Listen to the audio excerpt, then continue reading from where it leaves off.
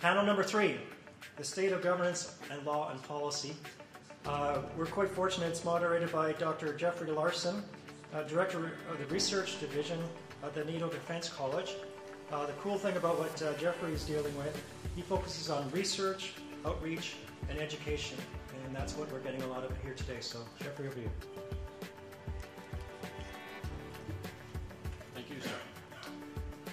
Well, good afternoon. I hope you enjoyed lunch.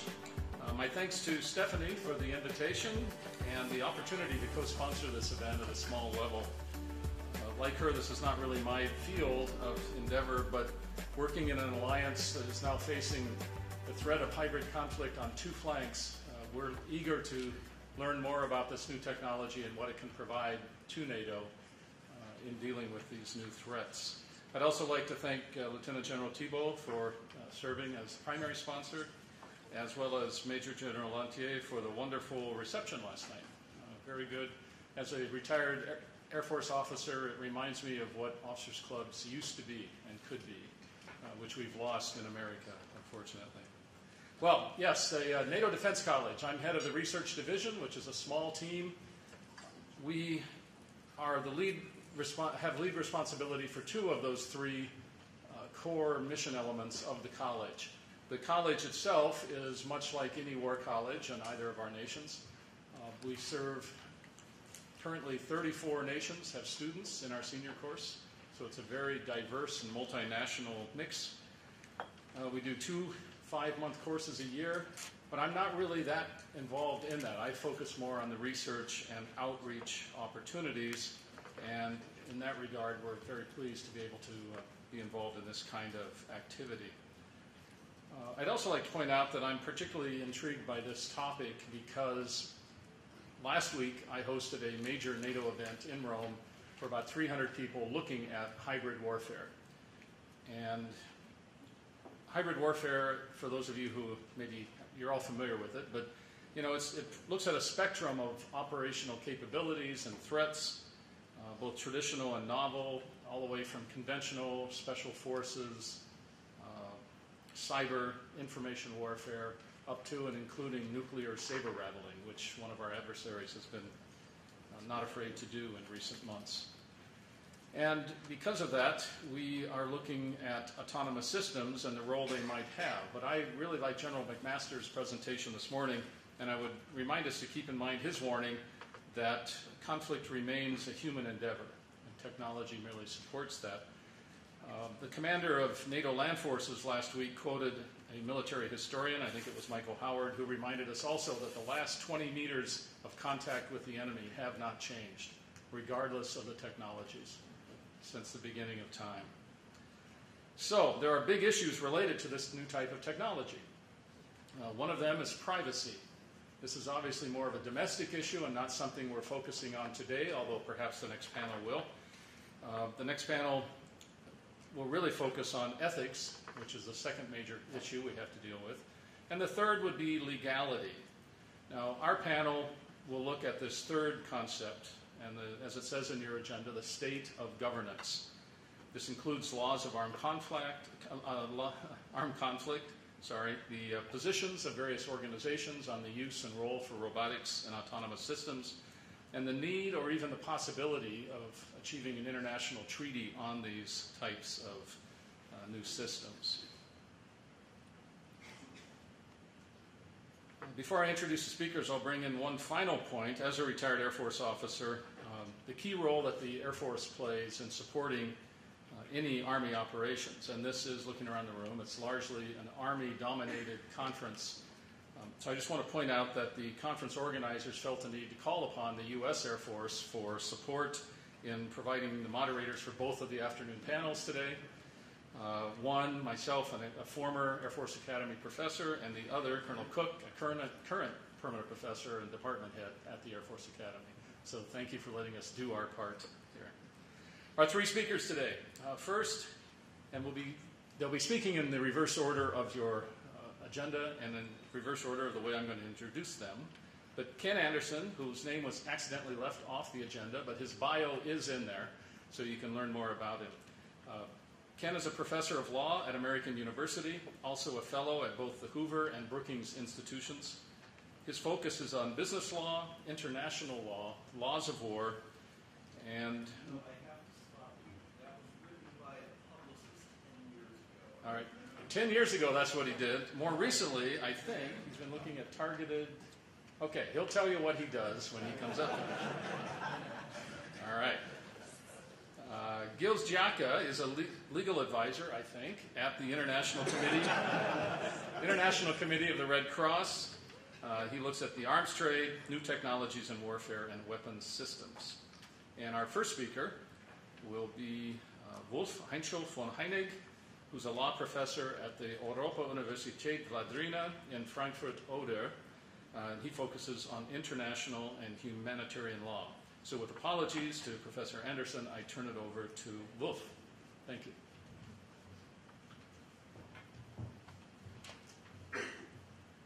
Well, good afternoon. First of all, I would like to thank the organizers and Professor von Giacca for having invited me. And second, I have to apologize that we lawyers will spoil all the fun you had so far. And that immediately after lunch is certainly a challenge for you, not for us, because we are used to that. What will I talk about? Well, first I will address the definitional issues, which at the end of the day aren't any issues. Then I will shortly shed a light on what I would call the arms control approach with regard to robots and autonomous systems. Then I will have a look at the law of armed conflict. I will only shortly touch weapons law because that will be elaborated upon by Gilles as far as we have agreed. And I will then focus a little bit on targeting law and well, finish with some concluding remarks. And I will promise you to remain within the 20 minutes because I'm German. So everything is exact and precise, like my bio, by the way, so you don't have to doubt that. Okay? Well, first of all, robots. We have been warned today already in the panel before lunch, don't use those terms, drones, etc., because what does it mean? A robot is nothing but a subordinate worker. It's a tool. Well, maybe, of course, there are some ideas out there, but even people who should know much more about the subject than I do, they say, well, we cannot really define it. And if you look at the picture that is in the heads of many people, well, they have very, very different ideas of what a robot is, and unfortunately, this picture is more or less modeled by Hollywood than any other thing. And I think we have to be very, very cautious not to fall into that trap and to serve those very curious ideas that are out there. The same, by the way, with autonomy.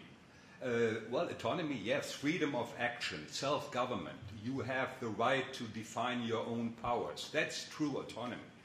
So, of course, we have mobile robots today, and I've been reassured during the entire morning that, yes, there have been tremendous developments and achievements with regard to technology, etc., with regard to precision, etc., etc., etc. But at the end of the day, there is not really a decisional autonomy, and I think that during my lifetime, nobody will ever witness a true autonomous lethal system as I would define it if I applied the term autonomous in the strict sense. So what we have is that all those systems that are out there and that will be out there, they will be programmed in such a way as to achieve a certain result and or the best expected outcome. None of those systems will suddenly take decisions that are absolutely unpredictable. So in short, I think those definitional issues, with all due respect, Stephanie, but I think they are rather a red herring, or even worse, they are obscuring the real issues at stake. And if you look at what's happening right now in the context of the arms control approach, it started a couple of years ago, not too many, by the way, with this losing humanity report by Human Rights Watch. The term killer robots was created, And it was interesting to see how much impact that report has had, even though the legal arguments being put forward in that report are the poorest I've ever seen from Human Rights Watch. Because there is no argument, excuse me, there is no argument. They only state, they claim it is not in compliance with Rule X, Y, and Z of the law of armed conflict, but there is no legal argument given why that is so.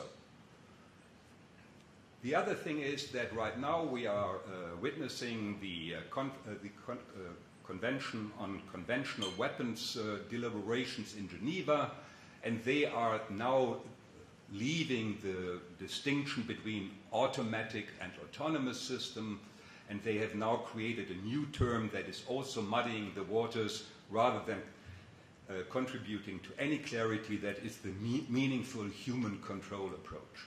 I don't know what that means. Just imagine if you get a message from your computer that there is a critical update which is necessary to be done immediately, and I guess more than 2/3 of you will immediately click the button. So what is the meaningful human control we are talking about? So I don't think this is a very realistic approach.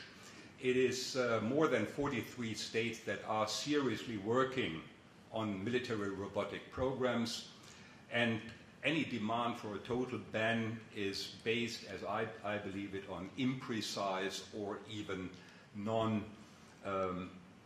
imprecise legal arguments. I'll leave it as that. All these terms, all these definitional issues, they are detracting from what is really important, and that is the law of armed conflict, as long and as soon we are talking about lethal systems, be they robotic, be they autonomous, or whatever you would like to call them.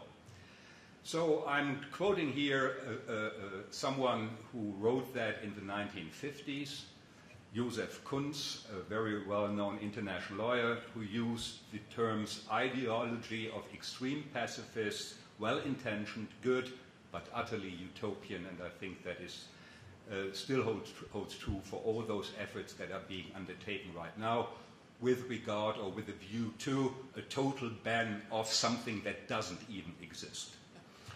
And I at least cannot escape the impression that some countries, some of them were already referred to in the introduction by our moderator, that many of those demands are rather guided by the motive of counterbalancing technological inferiority rather than anything else.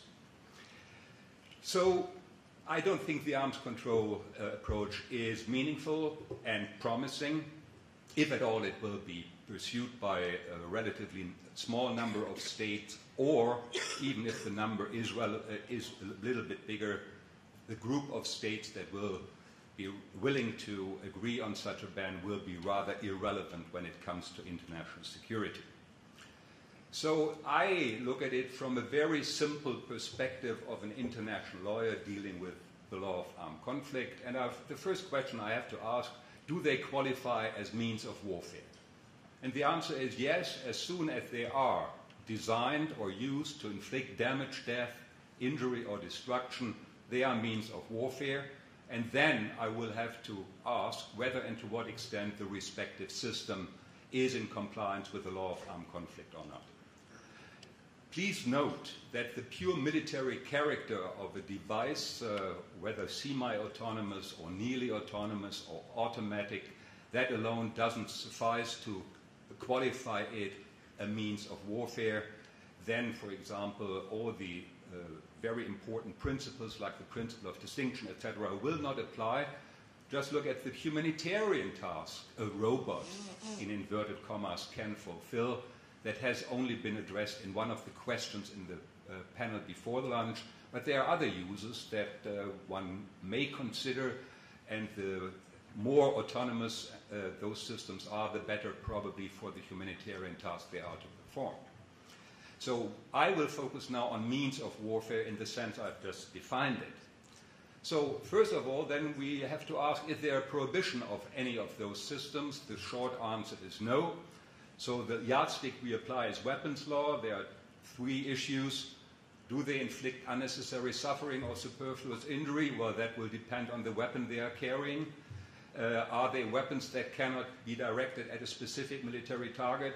Well, in case of doubt, they can.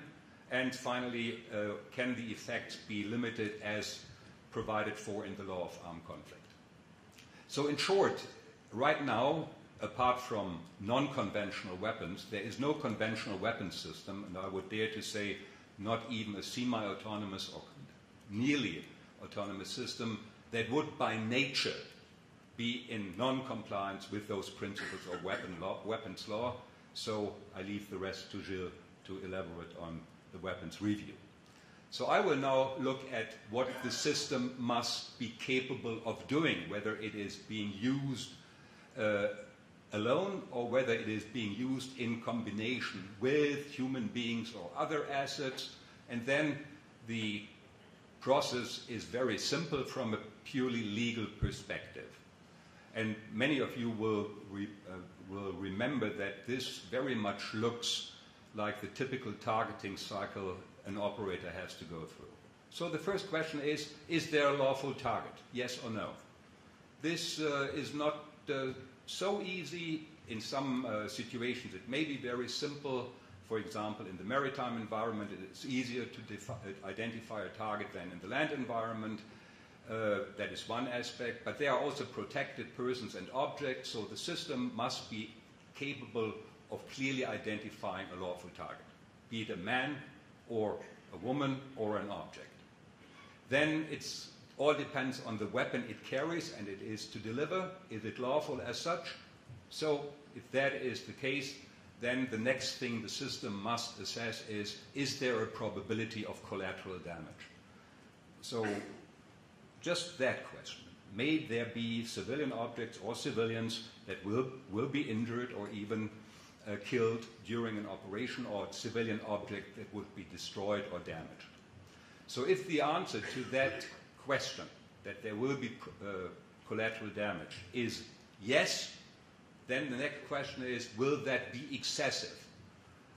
Excessive is a rather wide concept, of course, but on the other hand it's very narrow, because it does not mean that sheer numbers count, but the system will have to balance the military advantage anticipated with the expected collateral damage, and then it will have to come to the conclusion whether this would be excessive. Excessiveness does not mean disproportionate, but it's not a numbers game either. So here the attack would clearly be prohibited, whatever weapon you use, whatever means of warfare you use. It doesn't make a difference of whether you use an artillery shell or a semi-autonomous or autonomous weapon system in the respective situation. Well, if you can conclude that or if the system can conclude that the collateral damage would not be excessive, then there's a clear obligation to minimize or avoid collateral damage as far as possible. This is subject to feasibility, and there may even be the issue of warning if circumstances permit. Then the attack may be approved, and then the respective use of the system will be in accordance with the law of armed conflict. If there is no probability of collateral damage, then you can approve the attack immediately, whether with a man on the loop or in the loop or outside. It doesn't make a big difference. But even if the attack is approved, the constant care obligation comes into play, which, by the way, does not only apply for member states of the Additional Protocol 1, meaning not only to Canada and Germany and other countries represented here, but also, for example, for the US, because that is customary international law. If circumstances change, well, then the system must be able to cancel or suspend the respective attack and to reevaluate the situation and then go through the entire cycle again. Finally, this is what the system must be able to accomplish under the law of armed conflict. So it's not rocket science, it's nothing new, but that is the law as it stands today. Now you may say, wow, this is a typical academic approach to the entire problem. No, it's not. International law was not made by me. This is the result of a political consensus. States have agreed on that, so who am I to tell you otherwise? So coming to the concluding remarks, and I told you I would stay within the time limit. So first of all, there is no truly autonomous system. So I think the entire discussion about autonomy, automatic, or whatever label there may be out there, including meaningful human control, are obscuring or muddying the waters rather than anything else. There is no legal prohibition of any robotic or nearly autonomous system in the law as it stands today, and I dare to say that we won't witness such a prohibition in the near future or in the midterm future anyhow, irrespective of what the people in Geneva come up with. The arms control approach is not promising, and I think it is not only not promising, but it's counterproductive, because they will have to define what is meant by this approach. This will again be combined with all kinds of exceptions, with all kinds of limiting factors, etc., and it will certainly not contribute to what the proponents of that approach wish the outcome to be. So in short, and that is my main message, that's why I could be so short, compliance with the law of armed conflict is the alpha and omega of everything. However advanced the system is, that's what the systems must comply with. And I promise you that law of armed conflict, as I've just laid it out for you, will not change in the near future, irrespective of probable or possible limited, very limited treaties that will not only be limited with regard to the subject matter, but also with regard to the states, parties, and the most important actors will stay out of it for sure. Thank you for your attention.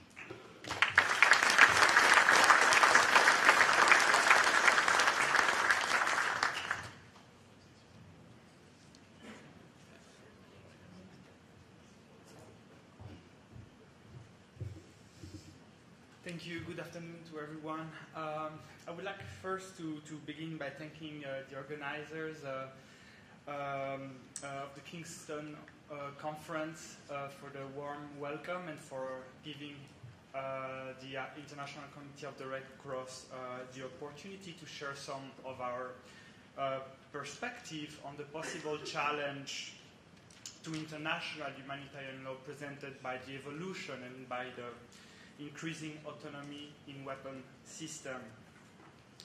As it was already mentioned by Professor von Heinegg, in the last years there's been a debate that has taken off quite dramatically at different levels, especially in Geneva at the Human Rights Council from a human rights perspective, but also at the CCW meeting of states party that organized two informal meetings to discuss the challenge of lethal autonomous weapon systems.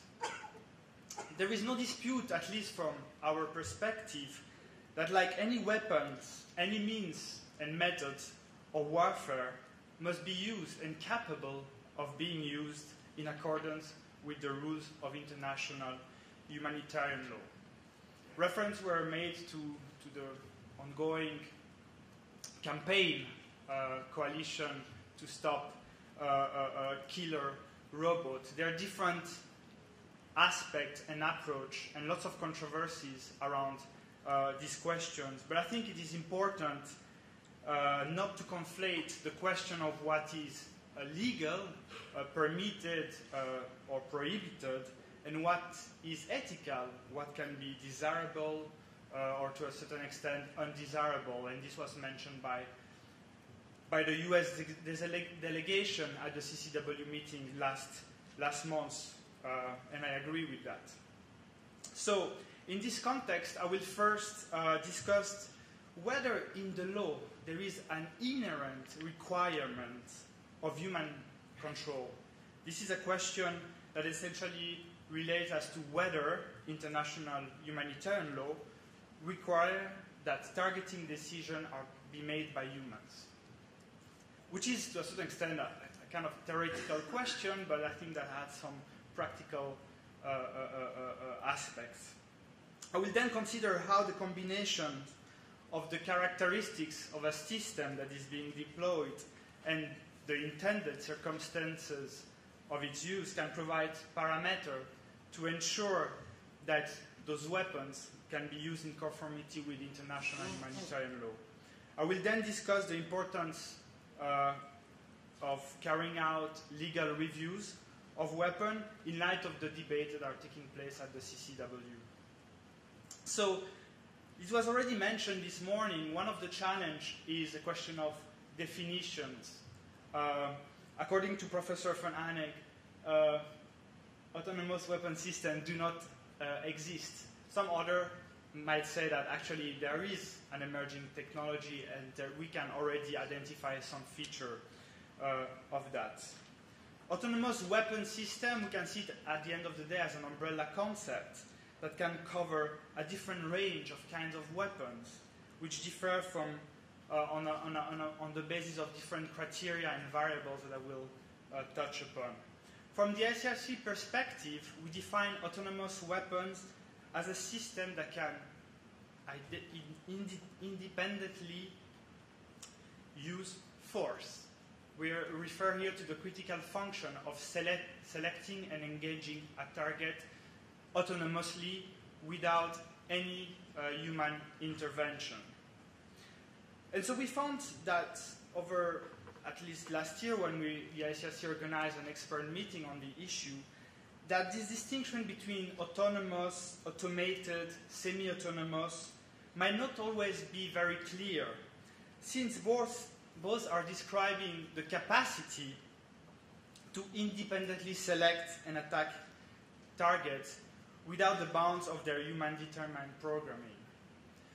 So we believe at the end that this autonomy in the use of force is not related to the technical sophistication, and therefore it will not be useful to try to make a distinction between what is automated and what is autonomous. And at the CCW, the ICRC suggested as a starting point to look at existing weapons, which could provide a certain guiding framework within this new technology debate. Weapons that are already in use have been there for quite some time. We could refer to anti-personnel mine, that once in place, they operate somehow autonomously to a certain extent. But such existing weapons we could refer to might include air and missile defense systems with autonomous modes to search, identify, and attack targets. We have seen that there are different types of unmanned air vehicles that have been developed, such as those that are designed to detect and attack and destroy radar emitters autonomously. We have also seen that there are emerging technology related to border perimeter weapon systems, sometimes called as sentry guns, with an autonomous mode for search, identify, and attack targets. But of course, today those weapons are quite highly constrained in the task they carry out. They are essentially defensive rather than offensive in the types of targets that they can attack. Vehicle, object, and not personnel as such. And in the context in which they are used, they work and operate in a simple, static, and to a certain extent predictable environment. And often an operator can activate or monitor the system, and the risk of civilian casualty are small. So, at the end, the assessment of the legality of those weapons cannot be made in the abstract. And this is one of the difficulties we have, especially within this debate with the killer robots campaign on the one side, state at the CCW on the other. We need to look at particular weapons, at particular contexts that are used for a particular use, because in the abstract it is very difficult to make a proper legal assessment. So one of the questions that we ask ourselves is, within the law, is there an inherent requirement for a human to be on the loop? So there appears to be increasingly widespread support, and that was referred to by Professor, of the concept of meaningful human control. Some others, the US refer to a certain level, appropriate level of human judgment. I mean, everyone seems quite, at least some states as well, that share the utility of these concepts. Kind of like, it's kind of comfortable. You know, there's meaningful human control. We know what we're talking about. There's a certain level of control. But it's not very clear whether this is a requirement that is in the law. Is it a policy? Is it an ethical question? And so what we did is that we tried to look a little bit within the law whether we could somehow find any element of this meaningful human control. And as such, we might define 3 stages in the critical function of selecting and attacking targets. First, of course, there is the stage of the programming of a weapon system. The second stage, a very important stage, is the deployment of a weapon, which involves a commander or an operator's decision to deploy a particular weapon system to achieve a particular aim in a particular battlefield.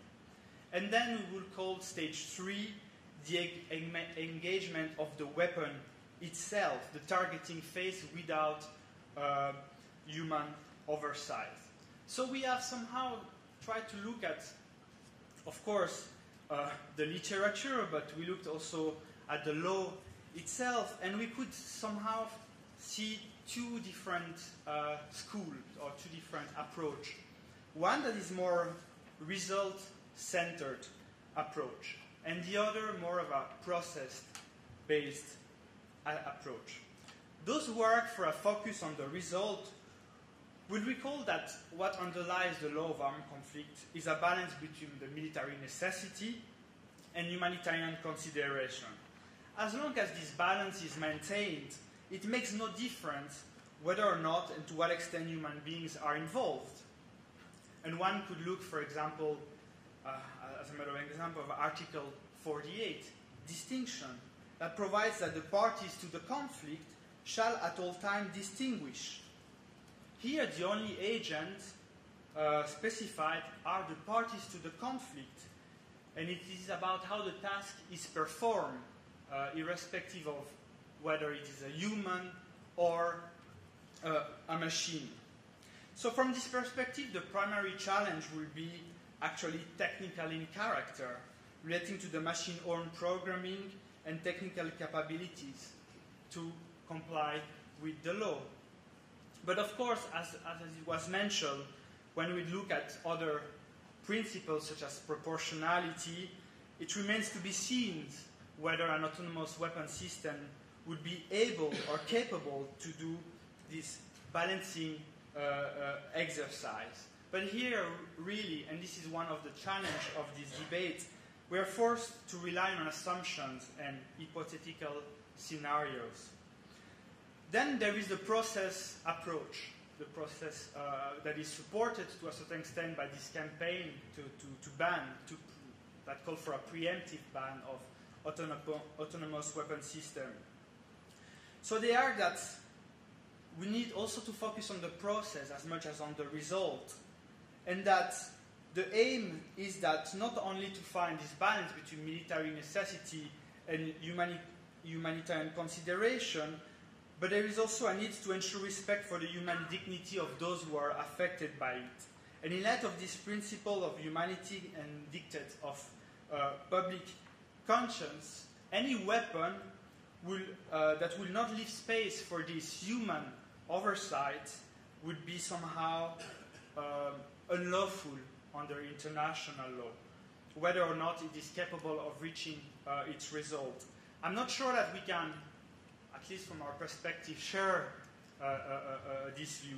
It's a matter of debate, of course, but at the end of the day, we are here to promote the means and method of warfare that best limits the human loss of life on both sides and among civilians, regardless of whether it is made by a human or a machine.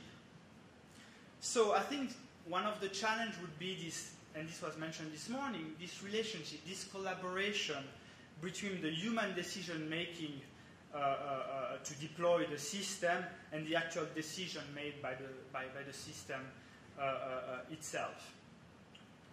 Last year, when we organized an expert meeting, we discussed a number of factors and variables with government representatives and military personnel.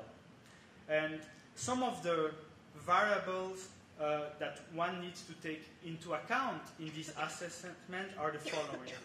The type of task a particular weapon system is being used for, whether it is offensive versus defensive, the context in which it is being used, air, ground, sea, simple versus cluttered environment, and we saw this morning that there are different challenges, of what can happen in the ground compared to what is in the air or in the high seas. The type of target, if it's a material like an incoming rocket or a personnel. Also the type of force that is being used. Are we talking about kinetic force or non-kinetic force? The freedom of the weapon to move in the space. Is it a fixed or a mobile? Does it evolve in a narrow or in a wide geographical area? The time frame of the action of the weapon. Does it only attack at specific point of time or over a long period of time? And of course the weapon's predictability and reliability. I think all of these factors need to be taken into account to make a proper assessment from a legal but also from a technical perspective. I will conclude with the need to carry out legal reviews of weapons. A number of delegations at the CCW meeting expressed their will and the suggestion that one of the ways to advance the debate is for the states to share their practice on how they perform this type of review, sharing best practice. This was especially promoted by the United States. And of course, legal reviews of weapons is not a pure legal question on the basis of Article 36 for the states who are party to Additional Protocol 1, but also, and this has been recognized at least by some states, including India and the US, that it's customary, but it also entails policy consideration for the states to develop their own expertise on the weapons and the law. And it could also provide further guidance with regards to this emerging technology. So that generally, the review should not only involve an examination of the weapon itself, the means of warfare, but also the manner in which it is expected to be used on the battlefield, the method of warfare, bearing in mind that a weapon's effect will result from a combination of its design and the method by which it is to be used. This requires to examine the foreseeable effects of the autonomous weapon system, that is, how it is expected to function based on its design and the circumstances of its use. And this type of new technology perhaps, and we believe, might demand a very high level of confidence and predictability, perhaps higher than most conventional weapons, to ensure that the weapon is capable of complying with the law. In fact, for most weapons, and let's say like, for example, the development of a new rifle or a new bullet, legal review can be regarded as a preliminary step in ensuring that the ultimate employment of the soldier complies with the law. This is because it's the human involvement in that employment at the field level by military commanders that will often be far more decisive in ensuring compliance. In contrast, with autonomous weapon system, there could be a substantial shift of the Heintschel compliance to the development and procurement phase. This is why we believe that the entire review process must take a fundamentally different emphasis in relation of this new technology. But of course, and I will conclude, there are lots of challenges there. because there is no agreed standard of method for testing and evaluating those new technology. Challenge remains, how can we translate the legal parameter we have been discussed into concrete engineering and testing and evaluation? This remains a concrete challenge that was shared by a number of states at the CCW. How autonomous weapon system will be tested and verified? What types of limits we will envisage, and the potential unpredictability of those weapon systems? How can this can affect the legal review of weapon itself? Or how the state might consider the relevant risk? How do they evaluate them? How do they develop way and techniques to mitigate those risks? Those are like very concrete questions. Of course, from the perspective of the ICRC, we don't have such answers. We don't have the capacity to engage clearly in this type of technical, multidisciplinary aspect. But of course, with the ICRC, we promote legal reviews of weapons, and we hope that states might be willing to share their perspective, not necessarily the outcome of single legal reviews of specific weapons, but what sort of procedure are in place. And to conclude, if you allow me for a little commercial break, the International Committee of the Red Cross has developed a guide to legal review of new weapons, where we try to set up a guide on how such mechanisms could be established on the basis of the practice. But as you know, there are like a dozen of states only that engage in this exercise, and we hope that to update this guide in light of the challenge of new technologies, and perhaps one of the outcome of this CCW debate next year will be also for states to share those perspectives with them, but also with the International Committee of the Red Cross. Thank you.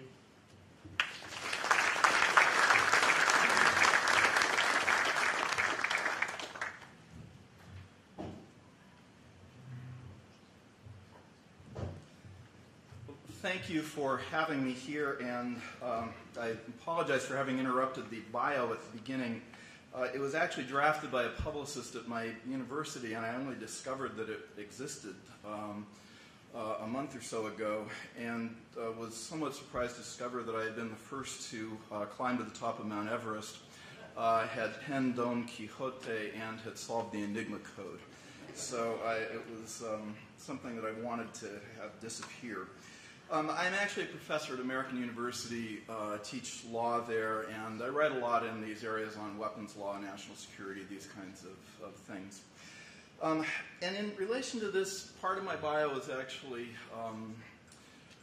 interesting in relation to this, in that I was many years ago in the late 80s and early 90s on staff at Human Rights Watch, where I headed the arms division there, that launched the, even before Canada's involvement, I might add, engagement with the Ban Landmines campaign, and was the first director of that project, and Human Rights Watch was representative to that for a number of years.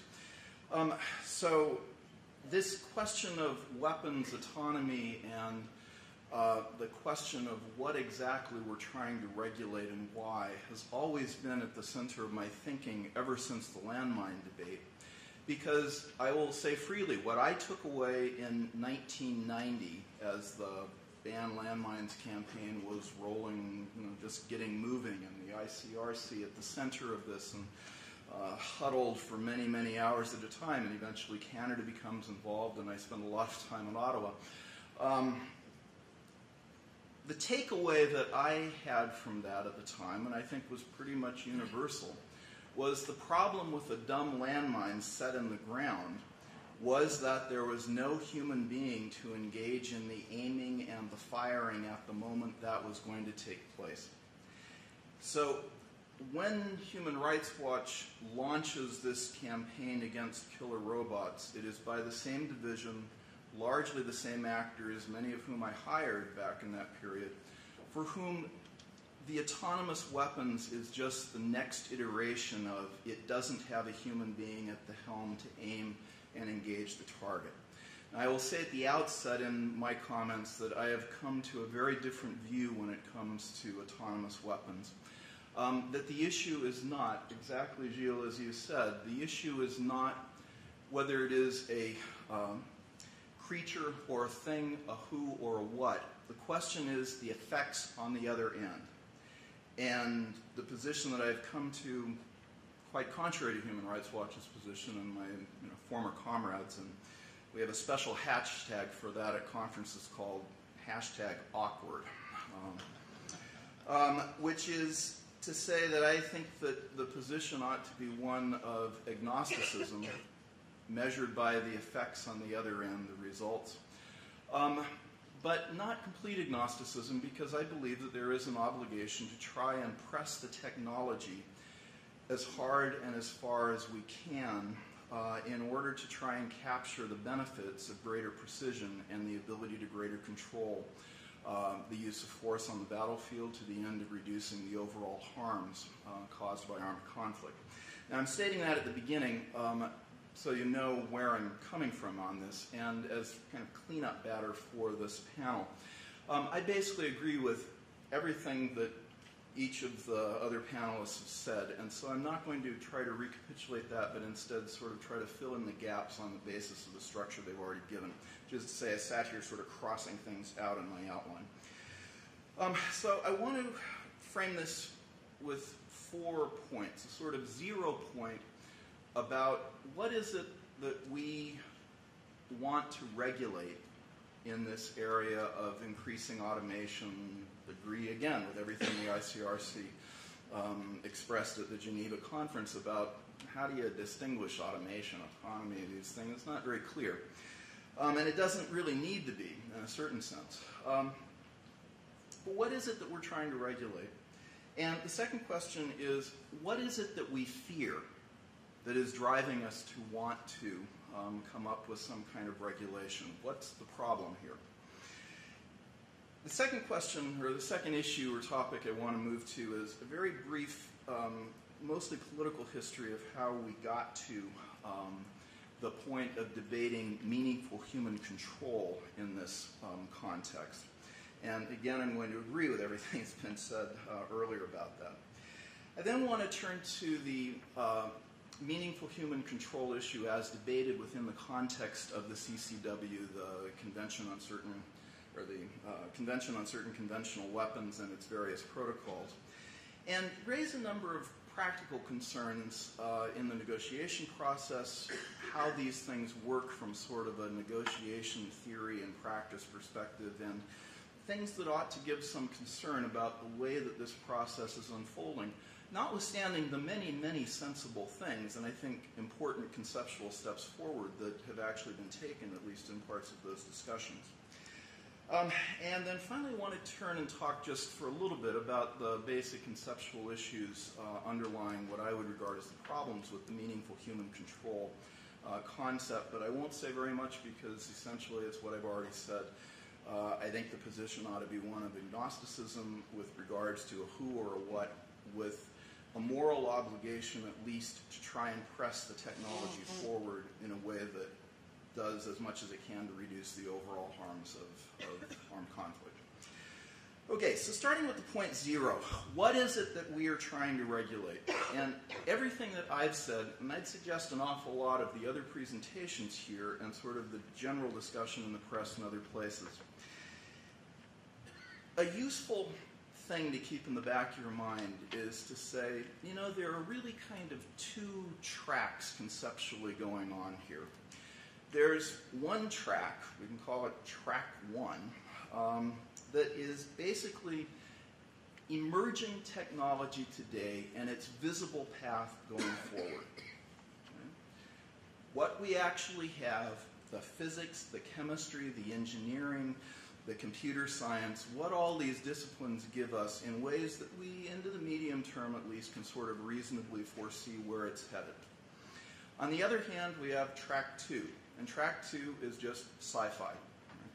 It's the Terminator, it's all of these things, and In the context of weapons and in the context of war and all of this stuff that we're talking about, it almost always tends to follow, you can either see it as the script of every Hollywood movie on this, or else you can look to Isaac Asimov's essay from 70 years ago now, called The Frankenstein Complex, in which he simply says that the sort of futuristic prediction of every major new technology, especially in the military space, is we create it, we're thrilled with it, then it rises up and destroys us. And that is the sort of what he describes as the Frankenstein complex. And what I want to suggest is a useful sort of thing in the back of your mind is to have something that is trying to detect very often within a single presentation, a single conference, a single paragraph, or a single sentence, when it is that the speaker has flipped from discussing track one, emerging technology, emerging visible paths of technology, into track two, which is, and now we're just talking sci-fi. And unless we clearly distinguish between those two, then I think that we are going to be in the position of making enormous legal mistakes in terms of trying to craft, from a policy and law standpoint, the best form of regulation of this going forward. We ought to be attempting to regulate category track one, emerging technologies as we see them emerging. Plenty of problems there, certainly. And we should not be attempting at the same time to save humanity from the Terminator. That's a bad idea. Mixing those two is just not what we ought to be trying to do. The second question that I think also needs to be sort of kept in the back of our minds about regulation is, what is it that we think we need to regulate? What's the problem presented by these technologies? And what I mean by that is, in some cases, the sci-fi cases principally, our fear is that the system is too smart. In other cases, most of them in what I've described as track one, emerging technology, our fear actually is that the system is way too stupid. Meaning stupid in the sense that it isn't necessarily capable of delivering on what it is that its designers had hoped it could deliver on, or far more to the regulatory point, and in something that's been noted in every presentation in this conference, it's never just the technology, of course. It's the human-machine dyad or the human-machine tag team working together. And again, I think this is becoming more widely recognized outside of the engineering fields, outside of the military specialists in these areas, that the issue here is going to be, are the human beings capable of performing the roles envisioned for them in the system, or instead are we going to wind up with inadvertent autonomy that was not actually intended by the designers of the system because they just didn't know? This is, of course, a point which will spread across virtually all automation and robotics areas, and an interesting place of comparison will be, certainly, the movement of these kinds of technologies into ordinary social life having nothing to do with military robotics. Self-driving cars, elder care, devices, machine devices intended to help elderly people remain in their homes. And when I talk to some engineers who scare me a lot, but they thrill me as a lawyer, I have to say. They thrill me as a lawyer because what they think the problem about these devices is not necessarily that the devices aren't well engineered to perform their functions, but rather they scare people because they're sort of off-putting and they seem kind of monster-like. And what we need to do is design more cuddly, more friendly kind of machines so that grandma will, cuddle up to her attendant robot. From a lawyer standpoint, we have a term for this. We call it attractive nuisance. Where you have designed the thing in such a way that it draws small children to come play with it and then it kills them. Never design a machine which overpromises more than it can actually deliver. And that, I think, affects the military design phase as well. And as was said in the last panel, I think with 150% accuracy, This means you've got to get people who are going to be ordinary end users involved in the design at the beginning, and God forbid, but true, the lawyers as well. You have to have the lawyers and the designers so that essentially the issues of the ethical design of the instrument, the ethical requirements are there as much as all the other sort of weapons requirements from the beginning. All right, now, with those two as sort of our background, we get to this point because, as, say, one I'm most familiar with, of course, the Pentagon, the Department of Defense is busily sort of coming up with these systems, and it's starting to worry about these things internally, and has for a long time. And it winds up putting out several directive and also a quite interesting report by the Defense Science Advisory Board in 2012 that describes sort of a vision about what this could look like.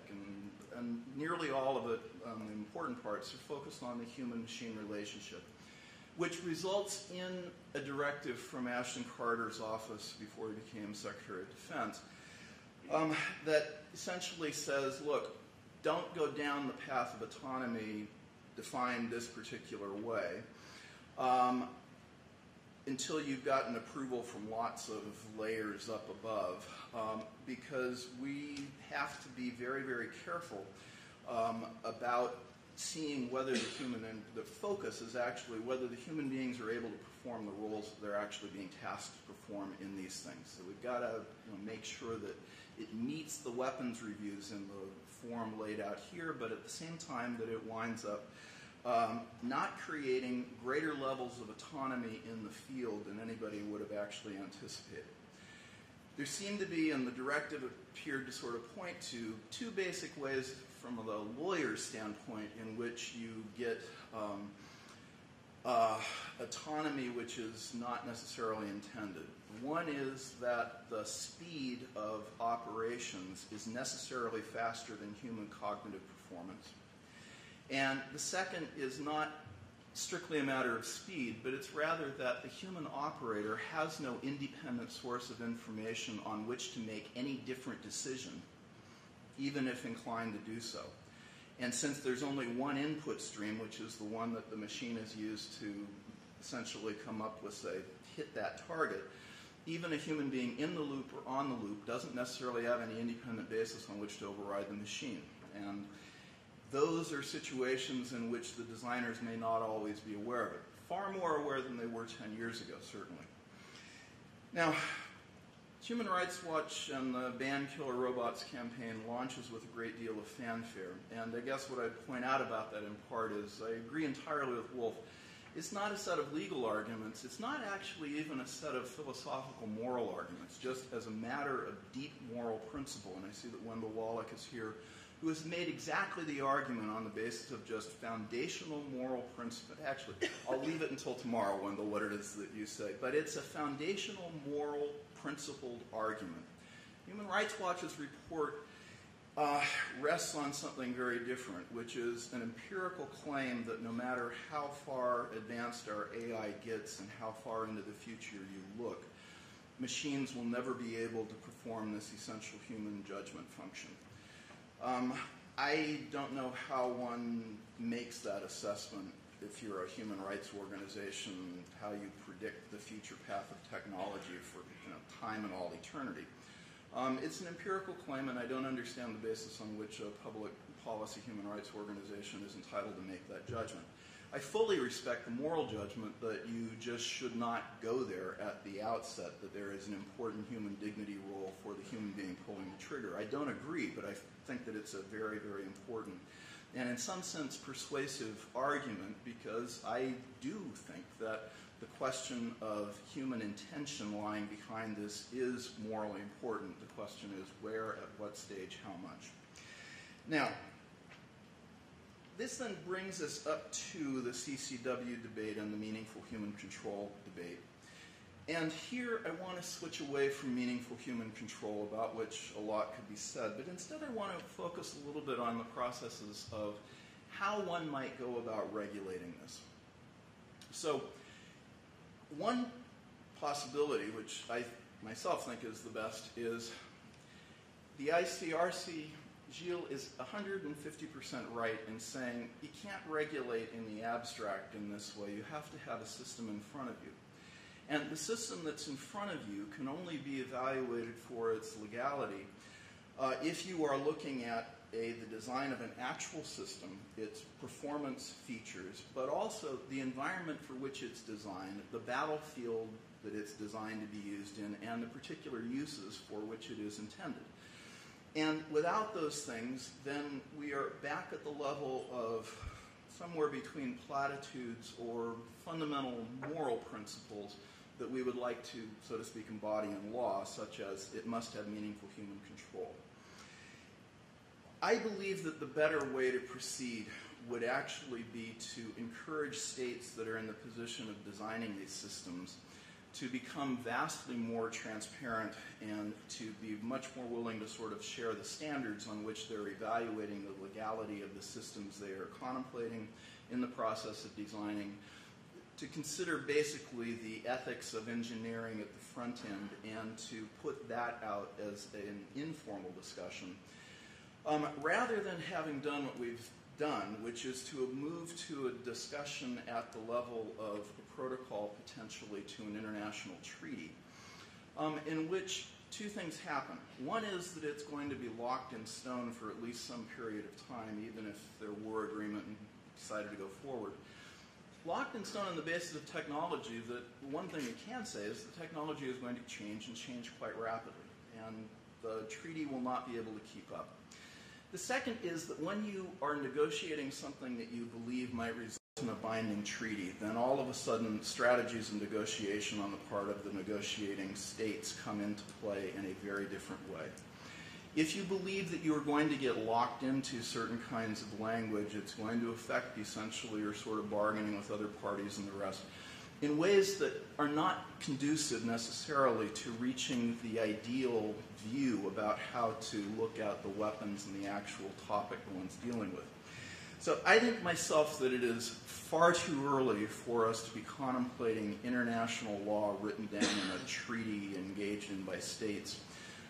When we aren't there in the technology, the states that are engaged in this in some way, and I will wind this up very quickly, the states that are engaged in this in some way are divided between ones that are best in a position to be able to develop it, states that if they wanted to expend the resources probably could develop it, and states which are essentially frozen out of it in some way. And those are really three different sets of negotiating interests when it comes to what a CCW convention might look like. And the usual problems of sort of bait and switch, right? I mean, insincere promising to join a treaty, and the moment that you gain the technological access or capacity to do it, boom, then all of a sudden things look different. Let me wind up then on a final point about meaningful human control. Seen from the practical standpoints of negotiation and discussion at this point, from a diplomat standpoint, this looks kind of wonderful. Who can object to meaningful human control? It's like, kittens and warm puppies. Sure, weapons should have meaningful human control, and you know what you think about what that is, and you know what you think, and we all have our different thoughts about this. It only means anything if it actually has bite. And the only way that it's going to have bite is if it moves from the effects and the results that Gilles referred to, which are the foundation point of all the rest of international humanitarian law, and introduces a front position category that says, even potentially at the expense and trade-off to the effects this has on the battlefield, there is a front-end value that needs to be protected, namely your human right, if I can put it that way, to be targeted and blown up or collateral damage only of something done by a human being, irrespective of whether that human being is better or worse than the machine. Now, that strikes me as a terrible moral principle, but I understand that there are very principled arguments in opposition to that. And Wendell Wallach has written a new book on this topic and raised it in his earlier one. And it's a completely principled position, which I respect 100%, though I don't agree with it. But the final point about this is that this has to end in tears. Strategic ambiguity in the key term of a legal regulatory structure that preserves the ambiguity can only kick the can down the road so far before you come to a point of which there has to be a sort of clarity on that, and at that moment somebody is the winner in that position and somebody is the loser. I don't think it's the right position, but I certainly think that it is undermining of the rest of the structure of international humanitarian law because it fundamentally is undermining the other three basic sort of fundamental principles of military necessity, distinction, proportionality, and humanity. They are all, as they've been conceived, effects based at the far end of what happens. If you introduce something at the front end of how you do it, then you are going to wind up introducing a trade-off that I think is inconsistent with the rest of international humanitarian law. Thank you.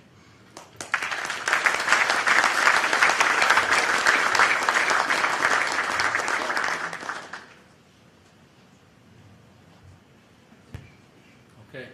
I'd like to thank all of our speakers and open the floor to comments, questions, suggestions. And I see our first questioner. She looks familiar. Steph. Hi, thank you, Jeff. So Wolff took a nudge at me when I didn't have a mic, so here I am. On the definitional issues, I think that the point you raised is really important because it helps me underscore one of the great things about a conference like this is that when you come at it from different backgrounds, you see it a bit differently. And so from the perspective of a professor of international law, I can fully understand that there's no ambiguity in the definition. From the perspective of a professor of political studies, it's quite interesting to see how different actors instrumentalize definitions that are out there to further their own objectives. And so, in my view, it's no longer a red herring because there's real public opposition to the further development and integration of those technologies, and it's certainly real for governments who have to deal with that opposition when making some policy decisions. And so since this panel is on law and policy, the question from a professor of political science to this panel would be, then how can we make sense and explain the variation in national attitudes towards the use of autonomous systems in military operations, maybe even in the NATO context, fairly similar nation states, but still having very different attitudes when it comes to this type of technology. So thank you for bringing up that point because I think it's good for the discussion as part of this conference.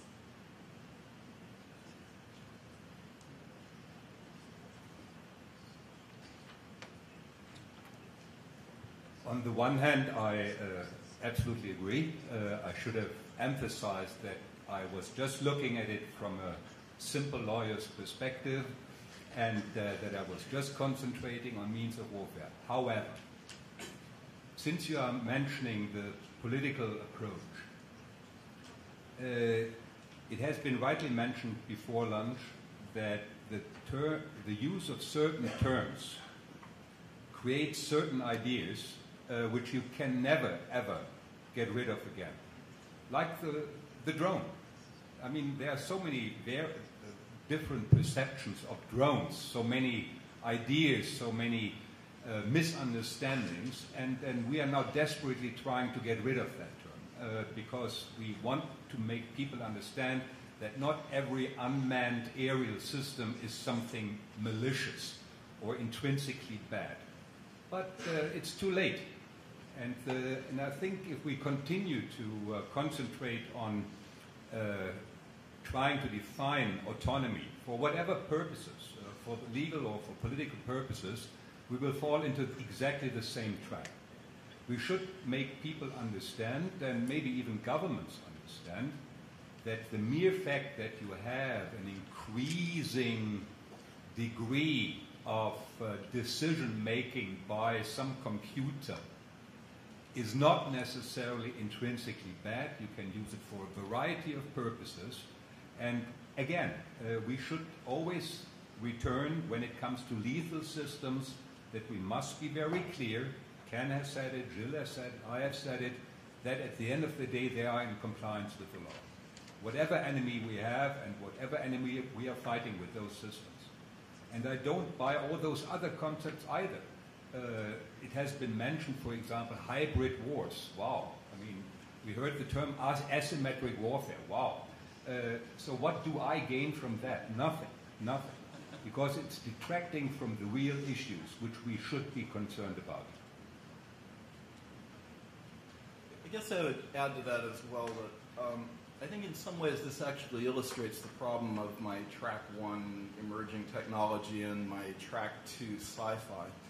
Because I think that the answers that you get from the public, first of all, they're enormously influenced by the framing from the campaigning advocacy groups. Second, the advocacy groups have very skillfully and quite intentionally invoked the sci-fi, pop culture, Terminator, Skynet, all of that kind of stuff, even though when one looks at the discussions on the inside of the reports past the sort of lurid cover, then all of a sudden it turns out to be that they don't fear too smart, they actually fear too stupid. But they don't tell the public that. And if you were to frame the question to the public in the standpoint of saying, do you think that the military ought to be allowed to develop the Terminator and turn it loose on the battlefield? No? Well, I guess then we better ban the things that could wind up leading to that. That'll get you one answer. If you frame it as, do you have any objection to a fire-and-forget missile that's going to take out the plane that's going to come and bomb your particular city? You're going to get a really different answer out of that. And if you see the autonomy is in the category of advancing emerging technology that is just kind of an advance on that kind of stuff, then I think the answers are really different. I think that the public in these regards is actually a very bad guide to policy, including in democracies, because public opinion is just extremely manipulable on these kinds of issues.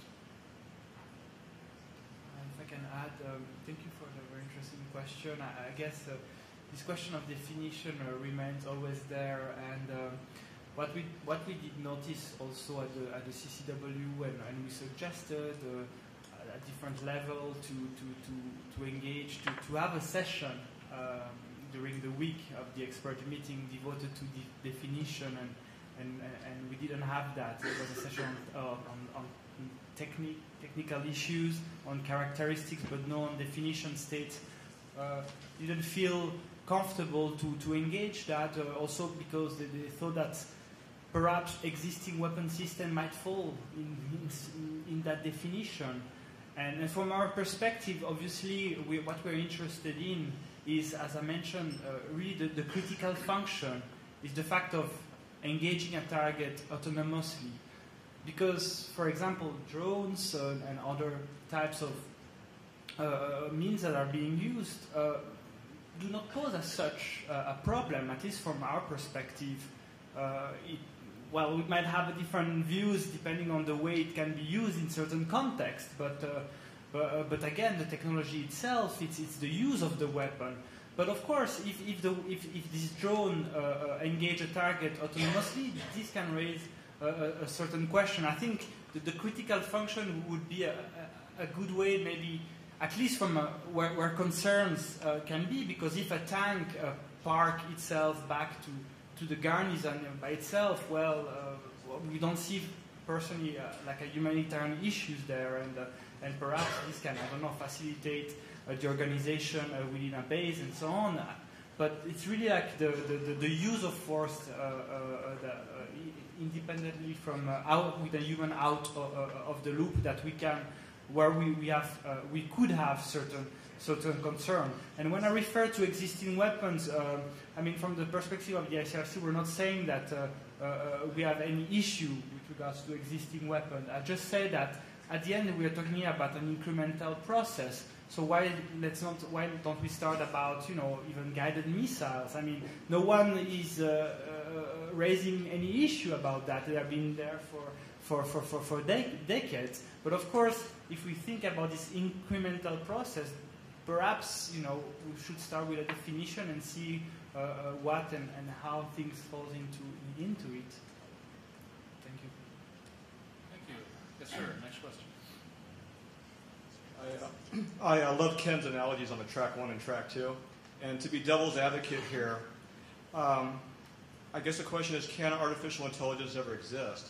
We've only had man fly for, 100 years and change?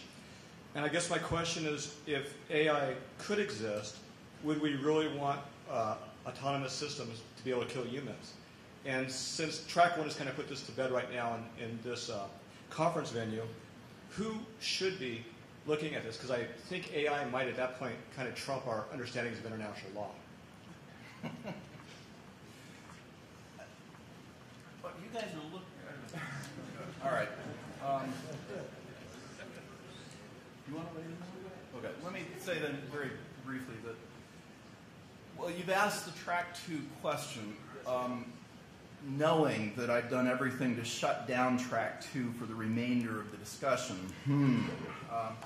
But actually, let me say that I believe that the artificial intelligence question is actually, from a moral, ethical standpoint, actually a very key question about targeting, in a way that I don't actually think it is for the application of the same kinds of technology and such things as self-driving cars and things like that. And the reason is, I think at the end of the day, the law and ethics have to take the position that what matters is the results on the other end, regardless of whether it's who or what.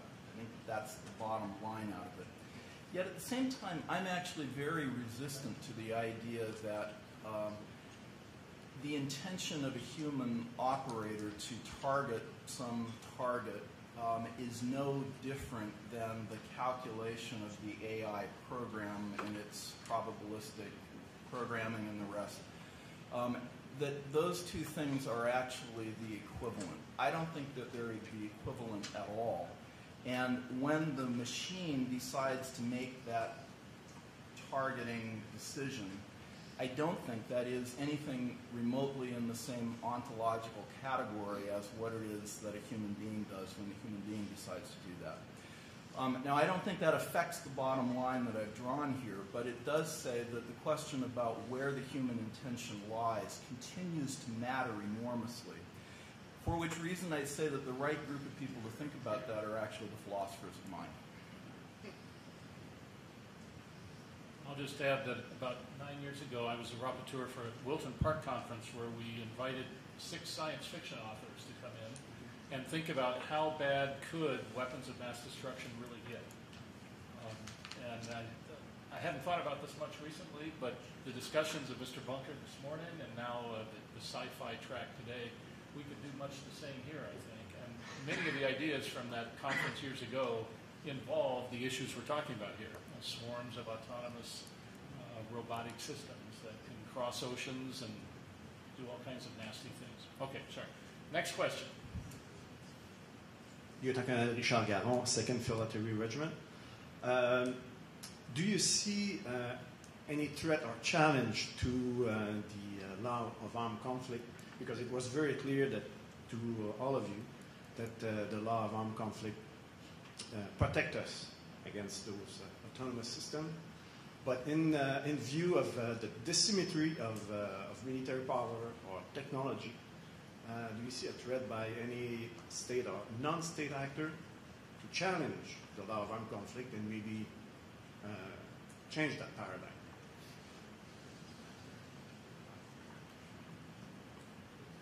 Well, the short answer is that's not the technology which may change the entire environment in which the law of armed conflict should operate properly. The true problem we are facing today is indeed an enemy who deliberately violates the law of armed conflict, or IHL, and we do not know how to make that enemy comply with that law, but at the same time, us complying and continue to comply with the law. That is a real challenge, I agree. But at the end of the day, I see no reason to deviate from the existing law or to modify the existing law only because there is a temporary problem with a determined enemy who violates the law. We didn't have the problem in the past with those enemies that deliberately violated the law, and probably we won't have it in the future anyhow. But I think to say now we are confronted with this evil enemy and now we need to change the law. That would be the worst step into the really wrong direction. Don't forget, 150 years of treaty development in IHL, and give it up just because of an intermediate period where we are confronted with those asymmetric actors, I don't think it's worth it.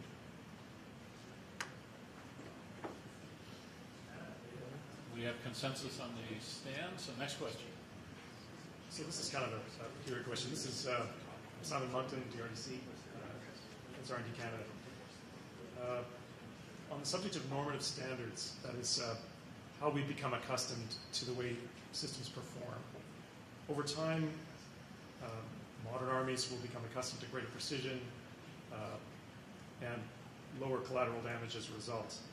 My question for you is kind of flipping this upside down. Do you foresee a day when the increase in precision may imperil the legal use of historically legal but less precise systems? Let me restate the question so the panel gets it. Could a day come, don't go away in case I get this wrong, could a day come that there could be an increase in the technological precision of weapon systems so that it renders systems that have historically been legal under the law no longer legal through the evolution of technology? By virtue of normative standards. In other words, everyone's expectations have changed. Now we consider, say, artillery barrages unethical. I'm going to turn that over to But again, this is reflecting the law as it stands today. We have a double standard already in the existing law of armed conflict with regard to precautions in attack. The magic formula is feasibility. Feasibility is what is reasonably available to those who decide in the circumstances ruling at the time, taking into consideration military necessity and humanity. That's how it's defined.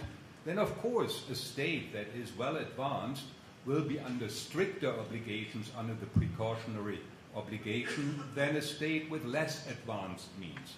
So that is already built into the existing law. However, I don't see that an increase of precision or technological advances or whatever there may be will have an impact on the other aspects of targeting, for example. I don't see that. Or on weapons law. I don't see that. But of course, that is the price you have to pay. Maybe in 1991, they should have been honest and told us that 96% of the bombs dropped were stupid and not intelligent, but they made us believe that most of them were intelligent and highly sophisticated and precise. And then, of course, this raises expectations, self-inflicted development, so to speak. I agree with what you said. Perhaps what I can add on that is that we shouldn't forget that unfortunately in the years and decades to come is the more conventional weapons that will be create the most casualties in the battlefield. I'm thinking about small arms and light weapons for decades and decades to come. That would be unfortunately the cause of much of the suffering that we're witnessing in the battlefield. And perhaps I could take this opportunity to invite Canada. We hope that Canada will one day join the Arms Trade Treaty. The United States has signed this treaty.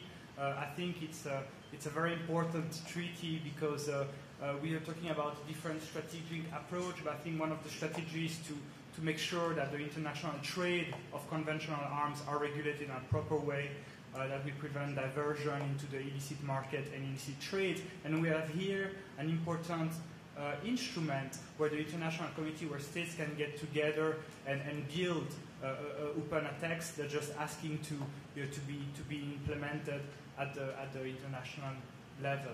Thank you. Thank you. Yes, sir. Yes. I'm Pierre Giacca from the Royal Military College of Canada.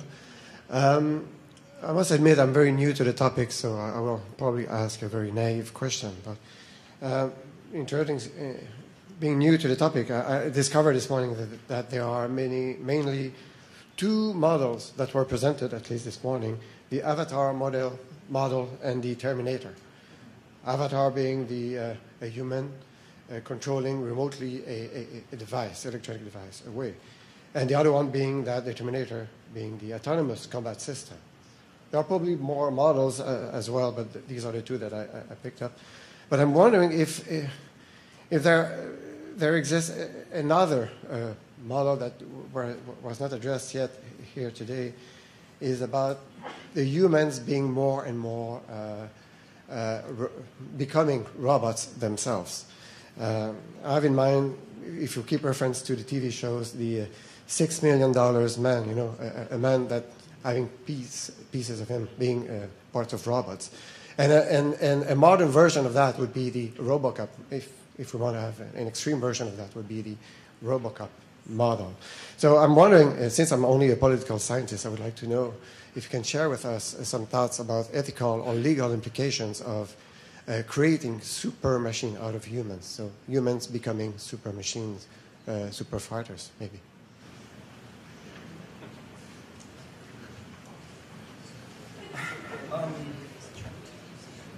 That was the final question, by the way.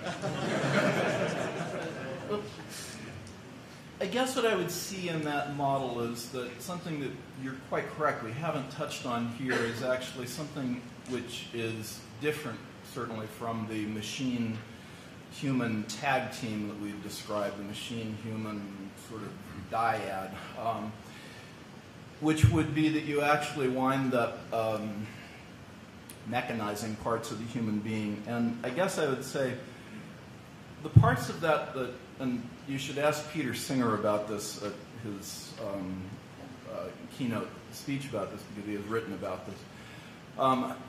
The parts about that I think are both the most likely and probably seen as the most valuable of these areas to wind up essentially trying to enhance human possibilities and capabilities mostly have to do with, I would say, sensor aspects of this. The ability to have things like sensor inputs into your nervous systems that could allow you to see out the back of your head with a camera looking that way, fed in through your tongue, that becomes weirdly part of the visual part of what you're doing.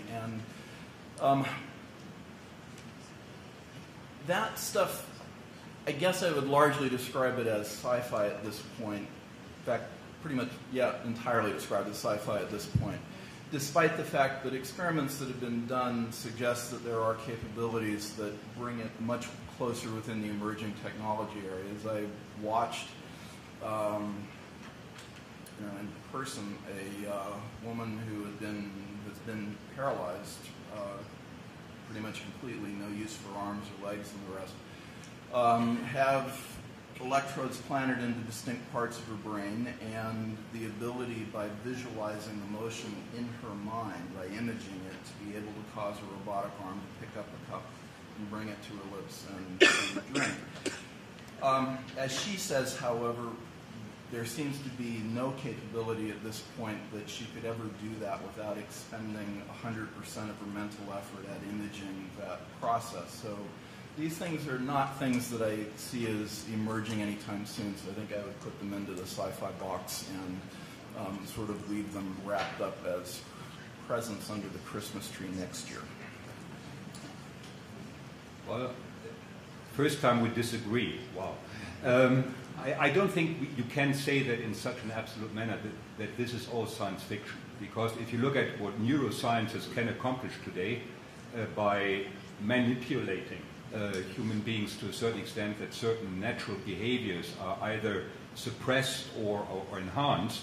So there are obviously some developments that we should be concerned about. However, I don't think this is a law of armed conflict issue. I think this is a human rights issue. Whether and to what extent you are really entitled to interfere with your personnel in such a manner as to make them some superhuman beings even for a short period of time. So that is something outside the realm probably of this panel, but we can of course open Pandora's box and start talking human rights now. But I think that would exceed the time